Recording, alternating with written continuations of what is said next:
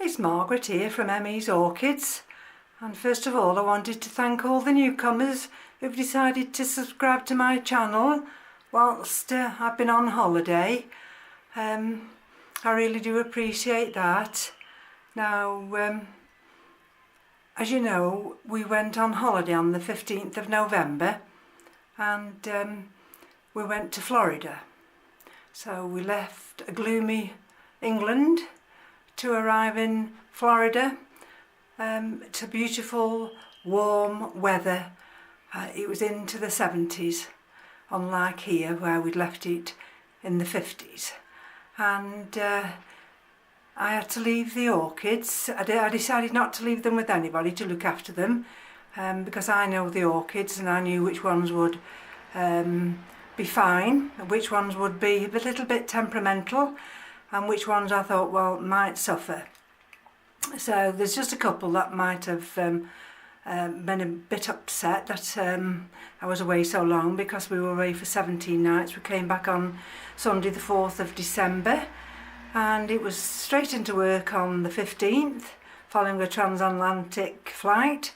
But fortunately for me, I don't suffer with jet lag. At the moment in the grow room it's 19 degrees centigrade and it's 59% humidity. I've not had the humidifier on yet. The 1st of December in Florida the temperature went into the 80s, and for those 4 days it remained in the 80s, 81, 82, 83, and that's of course Fahrenheit. So me and my husband started to struggle at that point. It's a little bit too hot. And so people say to us, oh, you know, would you like to live in Florida? I mean, I'd love to live in Florida for the winter, but certainly not for the summer, because even as we go into, you know, December, they were still having weather that's hotter than what we're used to in our summers. Anyway, it was a very enjoyable holiday, and it's always nice to get back home, especially when you're leaving your orchids and you're wondering whether or not, you know, it's right to leave them for so long. But there again, you see, you know, your orchids, although they're part of you and it's your enjoyment, you know, my husband doesn't share the same enjoyment as I get from growing the orchids. But whilst I've been away, they've fared very well. Look at this one. This is a species one, and this is Finley. So that's, it surprised me really. This is the Sedera japonica, that they fared so well. So in some ways, leaving them alone is actually better for them. Now that big fowl there I've not watered yet. And that big fowl there I've not watered yet.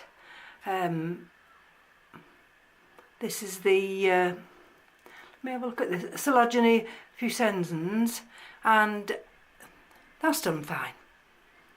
I'm really surprised and delighted that everything's survived. This is the, I've got a memory blank now, Bulbophyllum.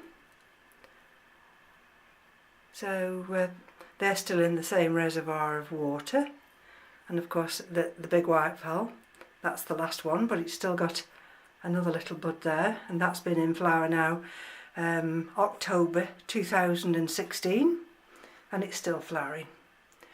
And let's take you over to the top shelf. Now that cattleya there and the other one further into that corner, now they look desiccated, and they certainly are desiccated. But they've still got new growths coming, and I have had a couple of signs. See that one there? I'll check that in a minute. That I've still got a little bit of scale. So because they're so desiccated, those scale get right into those crevices. I shall deal with that one in a minute. Even though I've had it down and checked it, you can still miss it. And I brought that fell up there just to give it extra light. I've got that fell there which is a has got buds on it. The aspasia have moved into the brighter light because what happened in when we left for our holidays, of course they didn't get any supplemental light. The heating was left on for them, but because they didn't get the supplemental light, that shut down the orchids into their winter mode, and the leaves have started to yellow. Now if we go into the window here, that's one of the nobleys. See, that's the old cane there, that flowered, and that's shutting down now. The new canes are fine. That other nobley there, that's got a leaf that's going over. Even the Dendrobium williamsii here, that's just shown two of its terminal leaves have turned yellow now, so they will fall off. That's the little Ladder Jessie. Now of course that's been watered because that's not going to go into winter mode. That's another nobly, and some of the leaves have turned there. And this is this is one of my old ones, which is the Comic King, and that's just got one leaf there. The Milliforum here, I've just knocked it, that's why it's wobbling. That's shown signs. I mean, it's not a problem because this is what this is what it's all about. They have the winter rest. The two paths there, they've done absolutely fine. They've been watered. The Kingianums, now you'll see with the Kingianums, some of the leaves have turned, and I've watered these, but otherwise, I mean, they're doing absolutely fine. This is that big one now, and I've checked them over. That's the other red splash. That's just got one leaf going there. This is one that didn't like it, of course, was the Fimberiata, because this was on this piece of bark, and that didn't like the long days without, a good spray. So that's had a couple of, I sprayed it on Sunday, Monday, Tuesday, and it's been sprayed today. So hopefully now that will pick up. The Angraecum's done fine, absolutely fine, and the Falls, they've been no problem at all. The frags, as you know, I put these into trays with underlay, and this one here, it's just got one leaf that's died. But that's fine. That's got a new growth on it, and I really want to get it out of that terracotta pot, but I don't think it's the right time yet. And there's the other one of the other ones anyway, and that really should go into a pot so the roots are not exposed to the light, but they've done well. Even this little dendrobium, these little cakeys, they didn't die, so I'm really chuffed with that. And let's have a look at this. This is the tray with the Pleurothallus resterpoides, and that little Pathiopedilum there I'm trying to save. So I've watered them, and I'm just going to leave them in that tray with sphagnum moss. That big phal there, as I say, all the phals have done extremely well. There I've got the Cymbidium, that's the one from Madeira, and I brought that up here because the other big Cymbidiums are in the hallway, and they completely taken up all that space. Now these are the two big frags.